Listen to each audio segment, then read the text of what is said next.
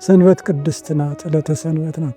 ሰንበትየ ቅድስትየ እንተ አዕረፍኩ እምኩሉ ግብር ይቤ እግዚአብሔር ይላል ቅዱስ ያሬድ። አሁንም እግዚአብሔር ከሁሉ ስራ ያረፍኩባት እቺ ሰንበት ቅድስት ናት አለ እግዚአብሔር ብሎ ይነግራልና ሰንበትን ቅድስት አለ። ዘፍጥረት 2:2 ላይ እግዚአብሔር ሰንበትን ቀደሳት ባረካት ይላል። በዓመት ያሉት 365 ዕለታት አሉ። 10 ይወስዳል። ከ330 ከ60 6 36 5 አሉ 41 ይሆናል። ስለዚህ የዓመት ግብር ነው ማለት። ለምድራዊ ንጉሥ ግብር የምንገብር ከሆነ ለሰማያዊ ንጉሥ ለኢየሱስ ክርስቶስ ደግሞ ግብሩ ጾም ነው ማለት ነው። ከእህል ወይም ከገንዘብ ከምናዋጣው ስጋችን ደግሞ ጽሞ ግብር ለምጽዋት የገንዘብ ግብር እንደሆነች ጾም ደግሞ የስጋ ግብር እንደሆነች ይላል ፍትሐ ነገሥትና። አራተኛ ዕርገት ነው። የሐዋርያት ሥራ 1:10 ላይ ነጫጭ የለበሱ 2 ሰዎች እናንተ የገሊላ ሰዎች እዚህ ቁማችሁ ሲያርግ እንዳያችሁ ሲመጣ ታያላችሁ ብለው ዕርገትን ከሰዎች ጋር አብረው እንዳከበሩ ከሐዋርያት ጋር ይህ ሲመጣ ታያላችሁ ማለት ትንቢት ተናግረዋል ማለት ነው።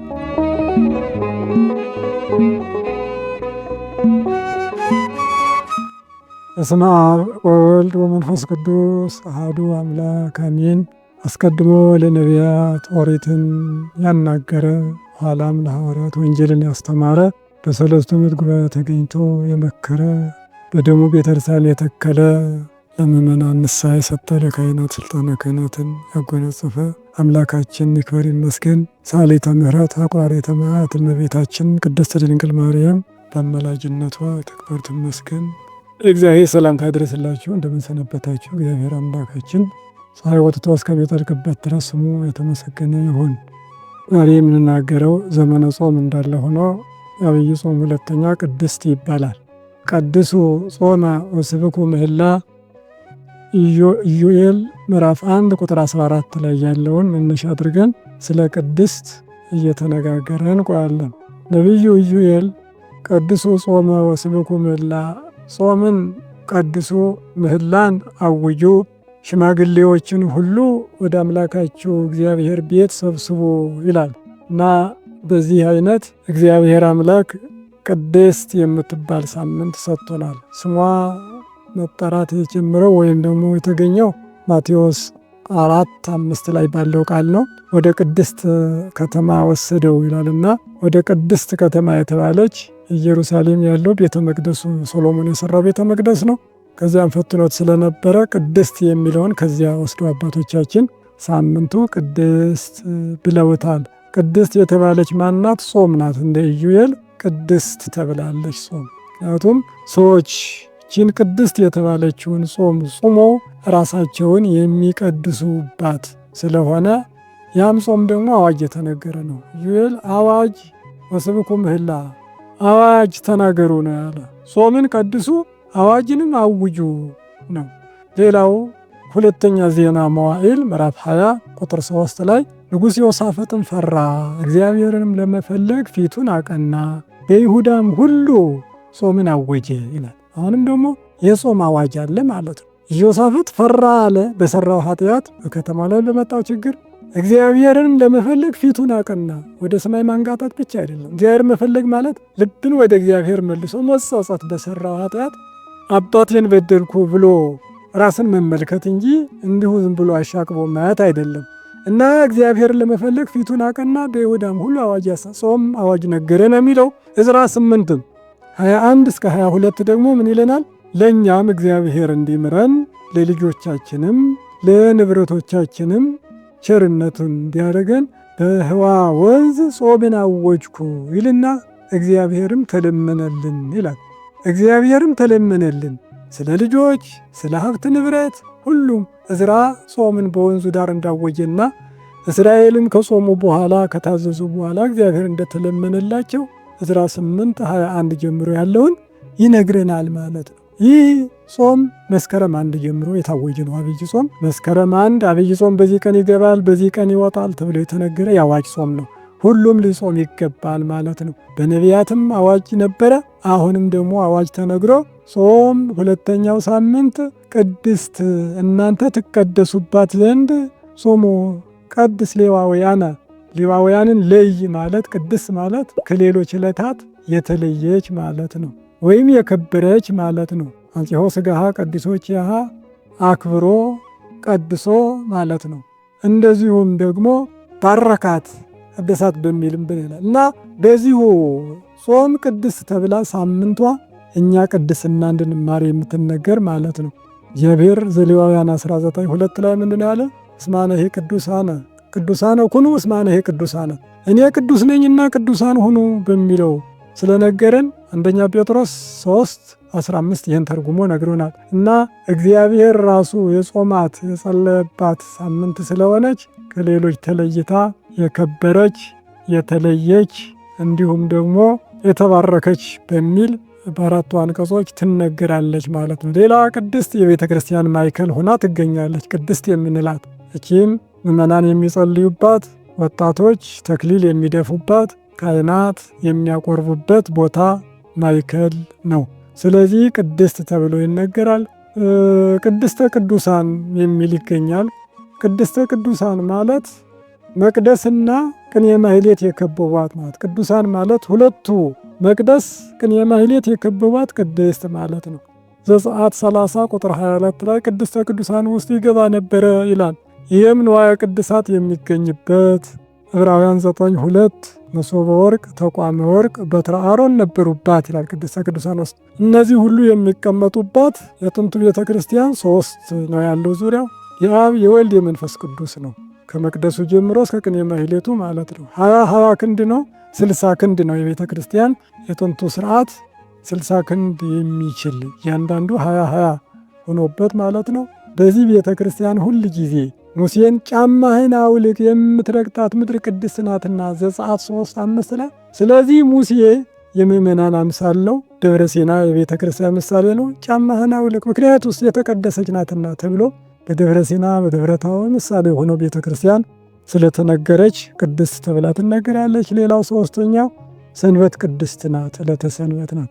ሰንበትየ ቅድስትየ እንተ አዕረፍኩ እምኩሉ ግብር ይቤ እግዚአብሔር ይላል ቅዱስ ያሬድ። አሁንም እግዚአብሔር ከሁሉ ስራ ያረፍኩባት እቺ ሰንበት ቅድስት ናት አለ እግዚአብሔር ብሎ ይነግራልና ሰንበትን ቅድስት አለ። ዘፍጥረት 2:2 ላይ እግዚአብሔር ሰንበትን ቀደሳት ባረካት ይላል። ለስጋችሁ ረፍተ ስጋ ለነፍሳችሁ በሰማይ ረፍተ ነፍስ የምትሆን ናት ሲል ፍጥረታት ያልተፈጠሩባት ርግምት እንዳይሉ በረከትም ቅድስናም የሚገኝባት ዕለት ናት ሲል ባረካት ቀደሳት ብሏል። ዘጸአት 20 ቁጥር 8 እቺ የእግዚአብሔር ሰንበት ነው ተቀድሷት ዘንድ ብሎ ለሙሴ ነግሮታል። ሁል ጊዜም ሰው በዚያች ቀን ይቀደሳል፣ ራሱ እግዚአብሔርንም ቅዱስ ቅዱስ ብሎ ያመሰግናል ማለት ነው። ሌላ አራተኛ ቅድስት የምንላት ድንግል ማርያም ናት ይታወቃል። ልዑል ቀደሰ ማኅደሮ መዝሙር 45 ቁጥር 4 ላይ የምናገኝ ልዑል እግዚአብሔር ማደሪያውን ቀድሶ አደረ ተብሎ በትንቢት የተነገረች ናት። በመጽሐፈ ኪዳን ቅዱስ እግዚአብሔር ቅዱስ ኃያል ቅዱስ ሕያው ዘኢይመውት ዘተወልደ እማርያም እምቅድስት ድንግል ነው የምንለው። እግዚአብሔርን ቅዱስ ካለ በኋላ ከቅድስት ድንግል ማርያም የተወለደ ብለን ቅጽል አድርገናል። ለስሙ አጠራር ክብር ምስጋና ይግባትና ድንግል ማርያም ከመፍጥረታት ሁሉ በላይ በመሆኑ ከእርሱ ቀጥላ ትመሰገናለች፣ ቅድስና ትናገራለች። የእሷ ስም ሲጠራም ቅድስት ድንግል ማርያም ተብሎ ነው፣ ወይም እመቤታችን ቅድስት ድንግል ማርያም ተብሎ ማንጠልጠለያ እንደሌለው ዕቃ ዝም ብሎ ማርያም የሚል ያልተማረ ወይም ከአሕዛብ የተወለደ ስነ ስርዓት የሌለው ነው እንጂ የክብር ስሞቿ መጀመሪያ ንጽሕት፣ ቅድስት፣ ኅሪት ተብሎ ብዙ ጊዜ ተነግረዋል። እነዚህ ተነግሮ ከዚያ በኋላ በቅጽል ስሙ ቅዱስነቱ ይታወቃል እና በዚሁ አይነት ድንግል ማርያም ብዙ ቅድስት እናገኝ እንችላለን። ለቅድስና ይበቃል። ግን ሁላችንም ቢሆን እንድንቀድስ ሳምንቱ የሚነገረው ምንድን ነው? ቅድስና። ሰዎች ቅዱሳን እንዲሆኑ መመማር ያለባቸው ስርዓት መሆን በዚህ ተነግሯል። ቅድስና ከሌለ ደግሞ እግዚአብሔር ቅዱስ ሰዎች የተፈጠሩበት ለዚህ ነው። ቅዱስ ቅዱስ ቅዱስ ብለው እግዚአብሔር እንዲያመሰግኑ ነው የተፈጠሩ። አንደኛ ቆሮንቶስ 14 ቁጥር 13 ላይ የሰላም አምላክ እግዚአብሔር ሁለንተናችሁን ይቀድስ ይላል። ሁለንተናችሁን ይቀድስ ሲል ሁለንተና እግዚአብሔር ሰው የሚቀደሰው ከጾመ፣ ከጸለየ፣ ንስሐ ከገባ፣ ስጋ ወደሙ ከተቀበለ ከነዚህ ወዲያ ሌላ ቅዱስ የለም። ምክንያቱም ቅዱስ ስጋው ነው የሚቀድሰው እንጂ የሰው ቅዱስ የለውም። ለስጋ ወደሙ እግዚአብሔር ይቅርታ አድርግልን ብለን መቅረብ እንጂ የምበቃ ነኝ እኔ በቅቻለሁ ቅዱስ ነኝ ብሎ እንዲቀበል የለም። መላእክትም በቅተናል አይሉም እንኳ ስጋ መለኮትን ለመቀበል አይችሉም። መለኮት የሚበቃው የለም። በቸርነቱ ግን የታዘዝነውን ንስሐ ገብተን ስጋ ወደሙ ከተቀበልን ቅዱሳን እንባላለን ማለት ነው። እና በዚሁ አይነት ቅድስት ተብላ ሳምንቷ ትነገራለች። ቅድስት የተባለችበት ወንጌል ማቴዎስ ምዕራፍ 4 ቁጥር 1 እስከ 11፣ ሉቃስ 4 1 እስከ 12 ላይ ያለው ተመሳሳይ ቃል ነው። ማርቆስ 1 ቁጥር 10 እስከ 13 ገዳመ ቆሮንቶስ ያደረገውን ነው የምናየው። ጌታችን መድኃኒታችን ኢየሱስ ክርስቶስ ክብር ምስጋና ይግባውና በእደ ዮሐንስ በማየ ዮርዳኖስ ተጠምቆ ሳይውል ሳያድር ወደ ገዳመ ቆሮንቶስ ገብቷል። ማቴዎስ 4 1 ላይ ወሰዶ መንፈስ ገዳም ለእግዚ ኢየሱስ፣ ጌታ ኢየሱስን መንፈስ ወደ ገዳም ወሰደው ይላል። ወሶበ ትሰምዕ እንዘ ይብለከ የተሃሊኬ ከመ ፍጡር ውእቱ። ወሶበ ትሰምዕ እንዘ ይብለከ መንፈስ ወሰዶ ገዳመ፣ መንፈስ ገዳም ወሰደው የሚለውን ስትሰማ የተሃሊኬ ከመ ፍጡር ውእቱ፣ ፍጡር ነው ብለህ እንዳትጠራጠር እንዳታስብ። መንፈሱሰ ፈቃዱ ውእቱ፣ መንፈስ የተባለው ፈቃዱ ስምረቱ ውዴታው ነው እንጂ ብሎ ይተረጉማል። እና ሰማዕታትን መንፈስ ቅዱስ አነሳስቶ ወደ ደም፣ ጻድቃንን አነሳስቶ ወደ ገዳም እንደሚወስደው አይደለም። የኢየሱስ ክርስቶስ ግን ፈቃዱ እንደተጠመቀ ወደ ገዳመ ቆሮንቶስ ወሰደው ይላል። እዚያ ገዳመ ቆሮንቶስ 40 ቀን ጾሟል ጸልዋል ማለት ነው። 40 ቀን እዚያ ገዳመ ቆሮንቶስ የጸለየበት አጋጣሚ ነበርና ገዳመ ቆሮንቶስ በጣም ረጅም ተራራ ነው። ከኢያሪኮ ከተማው በላይ ያለ ነው። ኢያሪኮ ከተማው ላይ መንኮራኩር አለ፣ ሰዎችን የሚያወጣው ወይም የሰማይ ባጃጅ ማለት እንችላለን። በኤሌክትሪክ ገመድ የሚወጣ ነው። እዛ ረጅሙ ተራራ ስር ላይ ማረፊያ ያለው ያስቀምጣል። ከዛ በኋላ ደግሞ ወደ ላይ ደረጃውን ቁጥር ያለው እዛ አሁን 122 ደረጃ ያለው በእግር የሚወጣ ከዚያ ተወጥቶ ኢየሱስ ክርስቶስ ቁሞ ይጸልይበት የነበረበትን ገብተን ዋሻው ላይ አቡነ ዘበሰማያት ይጸልያል። እያንዳንዱ እዚያው ያለቅሳል፣ ሀሳቡን ይነግራል። ከዚያ ጸሎት ከጨረሰ ከወጣ በኋላ ደግሞ ኤልያስ ይጸልይበት የነበረ ደግሞ ሌላ ዋሻ አለ። እዚያ ገብተው ደግሞ ጸሎት ተደርጎ ትምህርት ወንጌል ተሰጥቶ እዚያ የወረድ ነው። እንግዲህ ኢያሪኮ ከተማ ይህ መንኮራኩር ከሚነሳበት ስር ኤልያስ መራራውን ውሃ በአዲስ ማሰሮና በጨው ያጣፈጠበትን ሕዝቡ ይጠመቃል፣ እንደገና ደግሞ ይጠጣል።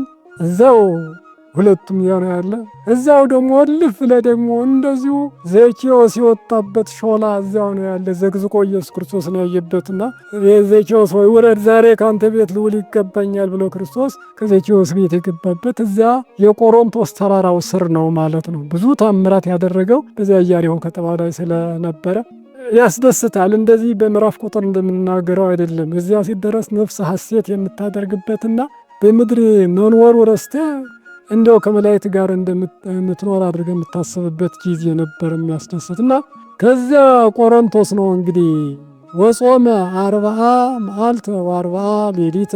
ጾምን አስቀደመ ለምን ቢሉ መብል ለኃጢአት መሰረት እንደሆነች ጾምም ለምግባር ለትሩፋት መሰረት ናትና። ትርጉሙ ምን ማለት ነው ብትል ጾም እማ ለጸሎት ውህታ ለአርምሞ ወነቃ ለአንብ ወጥንቶ ኩሉ ገድል ሰናይት ይላል።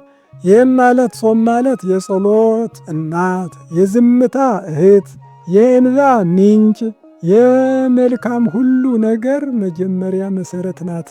ስለዚህ ነው ክርስቶስ መጀመሪያ ጾምን መሰረት ያደረገው። ሰው ሁሉ ጾሞ መሰረትነቱን እንዲያገኝ ጾም ሁሉ መሰረት ያደረገው። ስለዚህ ክርስቶስ ጾሞ ጾሙ ያለን ትልቁ ጾማችን ይህ ነው ማለት ነው። 40 መዓልተ ወ40 ሌሊት አለ። ለምን 40 ጾም ጾመ ቢሉ አባቶቹ ነቢያት 40 ቀን ጾሞ ነበርና ከ40 ቢያተርፍ ከ40 ቢያጎድል አይሁዶች ይህስ ከነቢያት የመጣ አይደለም ብለው ደገኛይቱን ሕገ ወንጌል ከመቀበል ፈጥቀቅ ይሉ ነበርና ከዚያ እንዳይለዩ አባቶቹ ነቢያትን ለመምሰል ለምሳሌ ያህል ሙሴ ለዕብራዊ አዳልቶ ግብፃዊውን ገድሎ ባሸዋ ቀብሮ ነበረ ይላል። ሙሴ የወልደ እግዚአብሔር፣ ዕብራዊ የአዳም፣ ግብፃዊ የዲያብሎስ፣ አሸዋ የመስቀል ይላል። ወልደ እግዚአብሔር ኢየሱስ ክርስቶስ ኋላ በቀራንዮ በመስቀል አሸዋ ዲያብሎስን የሚደፍን ነውና ሙሴ ምሳሌ የሆነው ይላል። ሙሴ 40 ቀን ጾሞ ሕገ ኦሪትን እንደጻፈ ክርስቶስም 40 ቀን ጽፎ ወንጌልን የሚያስተምር ነውና ሙሴ 40 ዓመት በምድያም ተሰዶ ሕዝበ እስራኤልን አወጣ። እርሱም 40 ቀን ጾሞ ነፍሳትን ከሲኦል የሚያወጣ ነውና ሙሴ የላካቸው 12ቱ ሰላዮች በ40 ቀን ተመልሰዋል። ኢየሱስ ክርስቶስም የመንግሥተ ሰማይ ጉበኛ ነውና እስራኤላውያን 40 ዘመን በምድረ በዳ ኖረው ምድረ ርስትን ወርሰዋል። እናንተ ሕዝበ ክርስቲያንም 40 ቀን ብትጾሙ ብትጸልዩ ገነት ትገባላችሁ ለማለት ኤልያስ 40 ቀን ጾሞ ብሔረ ሕያዋን ገብቷል። እናንተም ምዕመናን ብትጾሙ ገነት ትገባላችሁ ለማለት ሕዝቅኤል በጸጋማይ ጎድኑ ተኝቶ 40 ቀን ጸልዮ 600 ሙታን አስነሳ ይላል። እናንተም 40 ቀን ብትጾሙ ትንሣኤ ዘለ ክብር ትነሳላችሁ ለማለት ዕዝራ 40 ቀን ጾሞ የጠፉ መጻሕፍትን አስፎ ነበረ። እናንተም 40 ቀን ብትጾሙ ምስጢር ይገለጽላችኋል ለማለት የአባቶቹ ነቢያትን ፈጸመ። ምስጢሩ እንደምን ነው ቢሉ አዳም በ40 ቀን ያገኛትን ልጅነት አስወስዶ ነበርና 40 ቀን ጾሜ መለስኩልህ ለማለት ክርስቶስ 40 ቀን ጾመ ይላል። እንዲያውም የዓመት ግብር ይላታል። ጾምን የዓመት ግብር የእህል የአስራት በኩራት ግብር እንዳለ ሁሉ በሌላውም አስራት አለ። ይኸው የሚነግረን ምንድን ነው? በዓመት ያሉት 365 ዕለታት አሉ። 10 ይወስዳል። ከ330 ከ60 6 36 5 አሉ 41 ይሆናል። ስለዚህ የዓመት ግብር ነው ማለት። ለምድራዊ ንጉሥ ግብር የምንገብር ከሆነ ለሰማያዊ ንጉሥ ለኢየሱስ ክርስቶስ ደግሞ ግብሩ ጾም ነው ማለት ነው። ከእህል ወይም ከገንዘብ ከምናዋጣው ስጋችን ደግሞ ጾሞ ግብር ለምጽዋት የገንዘብ ግብር እንደሆነች ጾም ደግሞ የስጋ ግብር እንደሆነች ይላል ፍትሐ ነገሥትና በዚሁ አይነት እግዚአብሔር አምላክ 40 ቀን ጾሞ እኛንም ጾሙ ብሎ ሰጥቶናል ማለት ነው። ሌላው ኢየሱስ ክርስቶስ ገዳም የገባበት ምክንያት ከዚህ ዓለም ውጭ የምትሆን ገነት ውስጥ ሆኖ አዳም ድል ተነስቶ ነበርና እርሱም ከዚህ ዓለም ውጭ በሆነች ገዳም ላይ ሆኖ ዲያብሎስን ድል በመንሳት ነው። ማቴዎስ 12:17 ላይ መጀመሪያ ኃይለኛውን ይዞ ካላሰሩ በቀር ወደ ኃይለኛው ቤት ገብቶ ቤቱን መበዝበዝ እንዴት ይቻላል ብሎ አስተምሮ ነበረ። ወደ ኃይለኛው ቤት ገብቶ መጀመሪያ ኃይለኛው መታሰር አለበት፣ አለበለዚያ ወደ ቤቱ ገብቶ መበርበር አይቻልም የሚለውን ያስተማረው ስለዚህ ነው። በዕለተ ዓርብ በመስቀሉ ዲያብሎስን ገድሎ ቤቱ ሲኦልን ሳይበረብር አስቀድሞ በገዳመ ቆሮንቶስ ዲያብሎስን ለማሰር ወደ ገዳም ሄደ ማለት ነው እና ይህን ቃል ለመፈጸም ነው። በዮሐንስ 16:33 ላይ ለዓለም ሳላችሁ መከራ አለባችሁ፣ ነገር ግን ደስ ይበላችሁ እኔ ዓለምን አሸንፌዋለሁና ይላል። ስለዚህ በዓለም ሳላችሁ መከራ አለባችሁ፣ ነገር ደስ ይበላችሁ፣ በዓለም ሳላችሁ መከራ አለባችሁ ብሎ ከነገረ በኋላ ግን ዓለምን አሸንፌዋለሁና፣ ዓለም የተባለ ዲያብሎስ ነው። ዓለምን ክርስቶስ አሸንፏል። ያሸንፈውም ከየት ነው ከተባለ በገዳመ ቆሮንቶስ አሸንፏል። ለወጣንያን ጾር ለማቅለል አራያ ምሳሌ ለመሆን ገዳም ሄዷል ማለት ነው። በዚህ በገዳም ነው እንግዲህ ሰይጣን አሰበ። ርህብኩ የሚል ቢያሰማ ልክ ሩቅ ቢሲ ነው ብሎ ቀረበ። የቀረበውም በቀዳዳ ሽልቻ 2 ድንጋይ ይዞ ትኩስ ዳቦ አስመስሎ ቀረበና ወቀርበ ዚያም የክሮ ይላል። የሚፈትነው ወይም ፈታኙ ቀረበ። ቀርቦ ምን አለ? እነሰ ወልደ እግዚአብሔር አንተ በል ከመ እላንቱ አይባን ህብስተ ይኩና፣ አንተ የእግዚአብሔር ልጅ ከሆንክ አለው። በዮርዳኖስ እንትውት ወልድየ ሲል ሰምቶ ነበርና ያችን ለመጥቀስ የእግዚአብሔር ልጅ ከሆንክስ እነዚህ ድንጋዮች እንጀራ ይሁኑ በልና እኔም አንተም እንብላ ይላል ዲያብሎስ። ጌታችን መድኃኒታችን ኢየሱስ ክርስቶስ ምን አለ? አሎ ጽሑፍ ከመ አኮ በህብስት ክመ ዘይሃዩ ሰብ፣ ሰው የሚኖረው በእንጀራ ብቻ እንዳይደለ ጽሑፍ አለ አለው። አላ በኩሉ ቃል ዘይወጽእ እምአፉሁ ለእግዚአብሔር፣ በእግዚአብሔር አፍ በሚወጣ ቃል ነው እንጂ ማለት እግዚአብሔር አፍ በሚወጣ በጾም በጸሎት ይልቁንም በቅዱስ ሥጋው በክቡር ደሙ ነው እንጂ ገበሬ ግሮ ጥሮ በሚያስገኘው እንጀራ ብቻ ሕይወት አይደለም። ዘዳግም 8:3 ላይ የምናገኘው ነው። ይህ አስቀድሞ ሙሴ ተናግሮ ነበርና እርሱ ደግሞ አሁን ዲያብሎስን ድል ነሳበት፣ ከሸፈ። ዲያብሎስ እንጀራ ይዞ የቀረበው ወይም እንጀራ ይሁን ያለው አባቱ አዳምን በነቢል ምክንያት ድል ነስቼው ነበር፣ አሁንም ደግሞ እሱን ድል እነሳዋለሁ ብሎ ነበረ። ግን አሁን ማይበላ ወይም ደግሞ ማይገባ መሆኑን ጥቅስ ጠቅሶ ስላሸነፈ አዘንና ካህናትን በማሳስትበት ቤተ መቅደስ ቢሆን ኖሮ እኮ አያሸንፈኝም ነበረ በገዳም ስለሆነ ነው እንጂ ብሎ አሰበ ይላል። ክርስቶስ ይህን ሐሳቡን ያውቃልና ወደ ቤተ መቅደስ ሄደለት።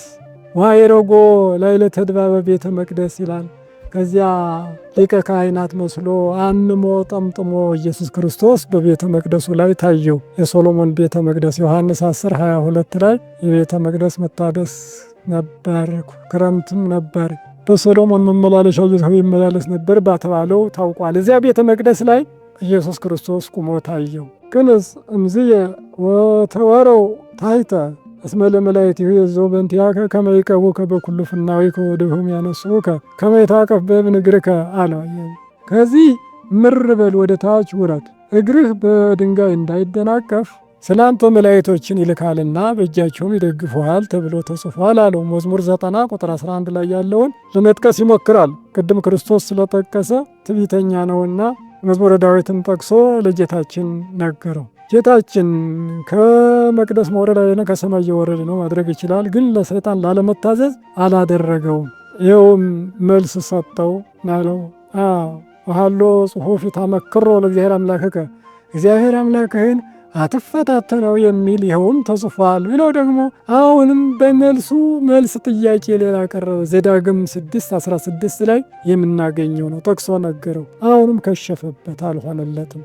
ምክንያቱም ቢወርድ ታዛዥ ነው ብዬ ያቀርባለሁ አደርጋለሁ፣ ባይወርድም ደግሞ እንዲሁ እዳደርግበታለሁ የሚል ነበረ። ጥቅሱን አላሰበም፣ በዚያ ሻረበት ማለት። ሌላው በተራራ ቢሆን ነገስታትን ድል በምነሳበት አያሸንፈኝም ነበር ብሎ አሰበ።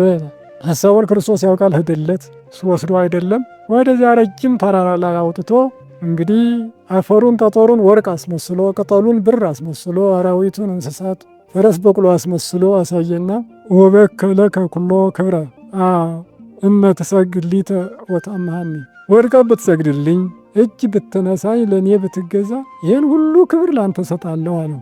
ጌታችንም እግዚአብሔር አምላክህን ብቻ አምልክ ተብሎ ተጽፏል በሚለው አሁንም ሆር እምድኅሬ ሰይጣን ብሎ በመለኮት ጦሩ ደረቱ እንዲወጋው ኀፍረት ደሙን እያፈሰሰ እንደ ጢስ በኖ እንደ ጉም ተኖ ከፊቱ ጠፍቷል። በሉቃስ 4:11 ግን እስከ ጊዜው ፈተናውን ከጨረሰ በኋላ እስከ ጊዜው ከሶ ሄደ ይላል። እስከ ጊዜው ማለት እስከ ስቅለት በአይሁድ ላይ አድሮ የሚያሰቅል ነውና እስከዚያው ድረስ ለጊዜው ራቀ ነው። ማቴዎስ ግን ከእርሱ ጠፋ ይላል። እንግዲህ ሆር እምዘድኅሬ ይላል። ሌላው እምዘድኅሬ ማለት ከኔ በኋላ ከሚነሱ ምእመናን ወግድላቸው እስከ ዕለተ ምጽአት ተነቅለሃል፣ ኃጢአት ስር የላትም ብሎ ዲያብሎስን አባሮታል ማለት። ከዚህ በኋላ ኃጢአት ስር የላትም።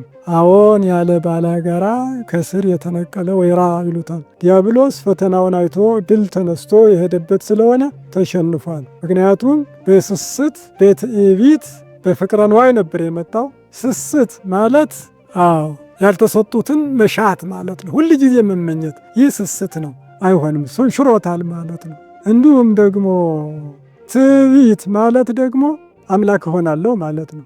ፍቅረ ነዋይ ማለትም በቃኝ አለ ማለት ነው። እነዚህ ሶስቱን ክርስቶስ ድል ነስቷል። ብዙ ፈተናውን ሩቅ ቦታ አይሄድም ዲያብሎስ። ያንን እያገለባበጠ ነው የሚጠቀመው ማለት ነው። ሔዋንን ምን ብሎ ነው የፈታት? እንዲሁ አትሞቺም፣ ይሄ ይሆናል፣ ሞት ከእናንተ የለም ብሎ እንድትበላ አበረታት ይላል።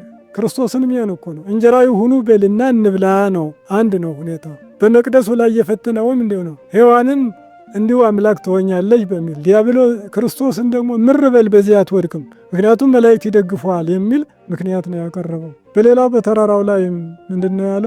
ብትገዛ ለኔ እናንተ ትገዛላችሁ በሚል ነው። አምላክ ትሆናለ ሁሉን ትገዛላችሁ በሚል ሔዋንን አታለላት። ክርስቶስ በሶስቱም ፈተና ድል ነሳው። ሔዋን ግን ድል ተነስታለች። የሔዋንን ፈተና ነው ክርስቶስ አሁን ገልብጦ ድል ነስቶ ሁሉንም ነፃ ያወጣው ማለት ነው። ድል የነሳው በምንድን ነው? በተራራ ላይ ነው። ተራራ ላይ ለምን ነው? ተራራ ማለት በግዕዝ ደብር ቤተ ክርስቲያን ማለት ነው። ስለዚህ በቤተ ክርስቲያን ሄዶ የሚጸልዩ ምእመናን ዲያብሎስን ድል ይነሳሉ ለሚል ሁል ጊዜ ይነገራል። እዚህ በተራራ ላይ ቤተ ክርስቲያን ሄዶ መጾም፣ መጸለይ፣ መስገድ ስርዓት አባቶቻችን ሰርተዋል። ማቴዎስ 5:1 ላይ ብዙ ሕዝብ አይቶ ወደ ተራራ ወጣ፣ አፉንም ከፍቶ አስተማራቸው ይላል። በተራራ በደብር መማር፣ በደብር መንፈስ ርኩስ የሆነ ሁሉ ስለሚወጣ እዚያ ሄዶ መጸለይ መማርና መጾም በአብያተ ክርስቲያናት እንደሆነ ነው። ስርዓትና ሕግም በደብረ ሲና ለሙሴ የሰጠ፣ ምስጢረ መንግሥቱን በደብረ ታቦር የገለጠ፣ ምስጢረ ምጽአቱን በደብረ ዘይት የነገረ ዛሬም ባሉ አብያተ ክርስቲያናት ኢየሱስ ክርስቶስ ኃይል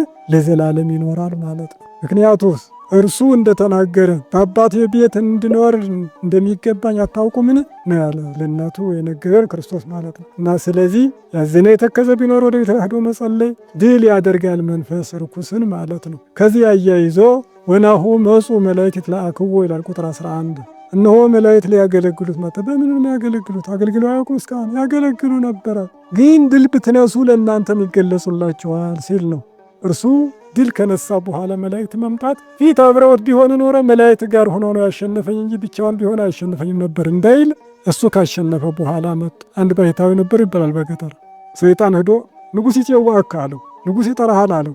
አልብየ ንጉሥ ዘእንበለ ኢየሱስ ክርስቶስ አለው። ባሕታዊው ከኢየሱስ ክርስቶስ በቀር ሌላ ንጉሥ የለኝም አለ። በዓለም መንግሥት እያለ እንዴት የለም ትላለህ ብሎ በያዘው ቦሎታ ቀጥቅጦ ሰይጣን ሄደ ይላል። ከዚህ በኋላ መልአክ ተገለጠና ባሕታዊው አየው። አንተ ማን ነህ አለ። እኔ መልአከ ውቃብየህ ነኝ፣ መጠብቅህ መልአኩ ነኝ አለው። እስካሁን የት ኖረሃል ሰይጣን ሲደበድበኝ አለው። አሁንም ቢሆን የተገለጽኩልህ ድል ስላደረግህ ነው እንጂ ድል ብትሆን ነው ብትነሳ ኖሮ አልገለጽልህም ነበረ።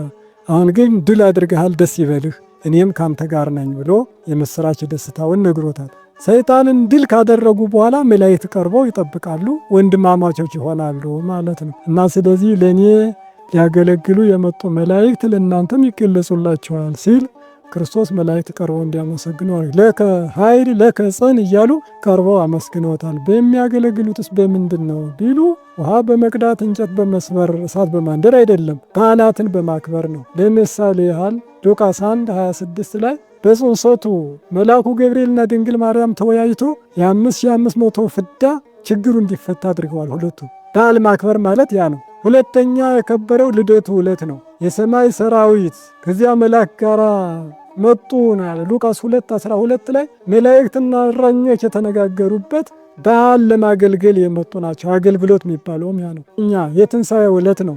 ማቴዎስ 28 ቁጥር 3፣ ማርቆስ 16:5፣ ሉቃስ 24:21፣ ዮሐንስ 20:12 ላይ መላእክት ከሴቶች ጋር የተወያዩበት አገልግሎት ይሄ ነው።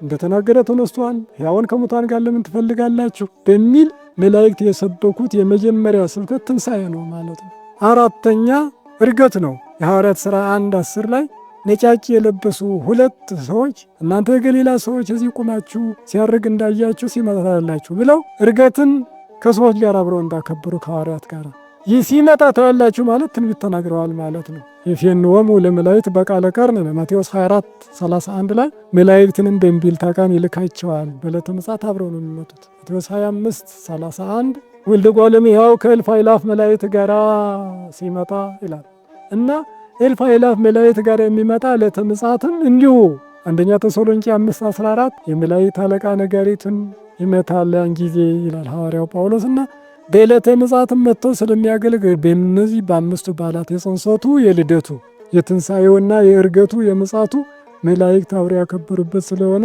ወናሁ መጹ መላእክት ይትለአክዎ መላእክት ሊያገለግሉት መጡ አለ።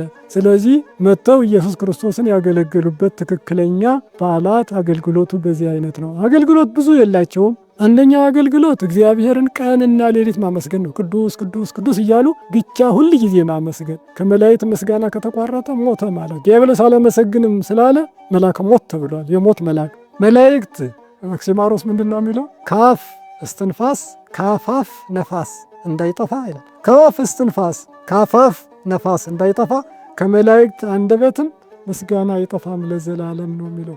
ከአንደበታቸው ምስጋና ከጠፋ ይሞታሉ ማለት ነው። እኛ እህል ውሃ ስናጣ እንደምንጎዳ ምስጋና ሲቀነስ ከነሱ ደግሞ የሚጎዱበት ስለሆነ ምግባቸው ነው ማለት ነው። ለረቂቃን ነፍሳትና ለረቂቃን መላእክት ረቂቅ የሆነ ምስጋናን የሚመግብ ለግዙፋን ሰዎች፣ አራዊት፣ እንስሳት፣ አዕዋፋት ደግሞ ግዙፍ እህልና ተክል አብቅሎ የሚመግብ እግዚአብሔር ይክበር ይመስገን። ለዚህ ነው አገልግሎት እግዚአብሔርን ቀንና ሌሊት ያመሰግናል። ሰዎችን ደግሞ ሁለተኛ አገልግሎታቸው ጠብቆ ማዳን ነው። ቅድም እንደተነጋገርነው ስላንተ መላእክትን ያዝልሃል፣ እግር እንዳይደናቀፍ በእጆቹ ያነሳዋል የተባለ ሰው ልጅ ነው። ስለዚህ የሰው ልጅ ሁሉ እግዚአብሔር የሰጠበት ስልጣን ሰውን ጠብቆ እንዲያድኑ ሁለተኛ ስራቸው ነው ማለት ነው እና በዚህ አይነት እግዚአብሔርን ቀንና ሌሊት ማመስገን፣ ሰውን ደግሞ ጠብቆ ማዳን። ንስኖት ካልጠበቁብን አደጋ ይደርስብናል። እመሰ ያዕቀቡነ መላእክት እምኮነ ከመ አባግዕ ዘአልቦሙ ኖላዊ። መላእክት ባይጠብቁን ኑሮማ እረኛ እንደሌላቸው በጎች ነበረ ምን ሆነው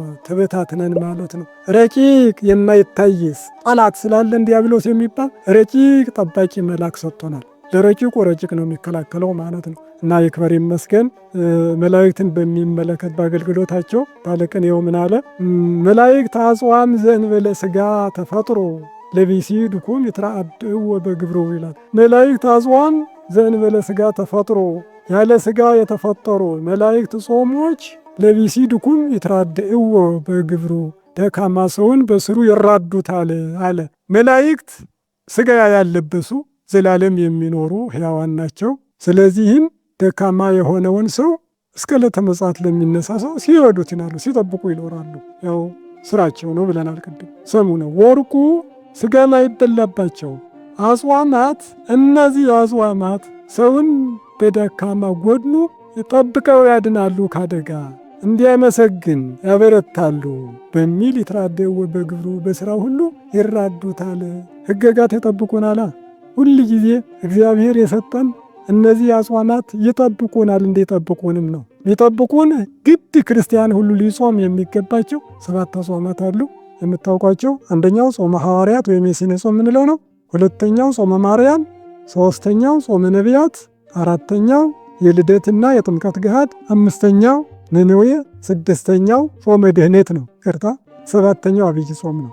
ጾመ ሐዋርያት፣ ጾመ ማርያም፣ ጾመ ሐዋርያት ብሎ ጾመ ድህነት አለ፣ ጾመ ማርያም፣ ጾመ ነቢያት፣ የገሃድ ጾም፣ የነነዌ ጾምና አብይ ጾም። 7 አብይ ጾም የመጨረሻ አድርጎ ይሄን የጾመ የክርስቶስ ተከታይ ክርስቲያን ወይም ደግሞ ደቀ መዝሙር በመባል ይነገራል ማለት ነው እና በዚሁ አይነት እነዚህን 7ቱን አጽዋማት ክርስቲያን ሁሉ ሊጾም ግድ ይላል። የውድ ሳይሆን የግድ ማለት ነው። ምክንያቱም ቅድም ስንጀምር በአዋጅ የተሰጡ ናቸው ብለን እንደጀመርነው ሁሉ በአዋጅ የተሰጡንን አጽዋማት ሰው ጾሞ ቅድስና ንጽሕናን አግኝቶ የእግዚአብሔር ወንድም ተብሎ መንግሥቱን ጽድቁን እንዲወርስ መዘጋጀት እንጂ በጾም ጊዜ ዝም ብሎ እንዲሁ እያዩ ማሳለፍ የማይገባ ስርዓት ነው። እግዚአብሔር አምላካችን ጾሙን የበረከት የረድኤት ያድርግልን።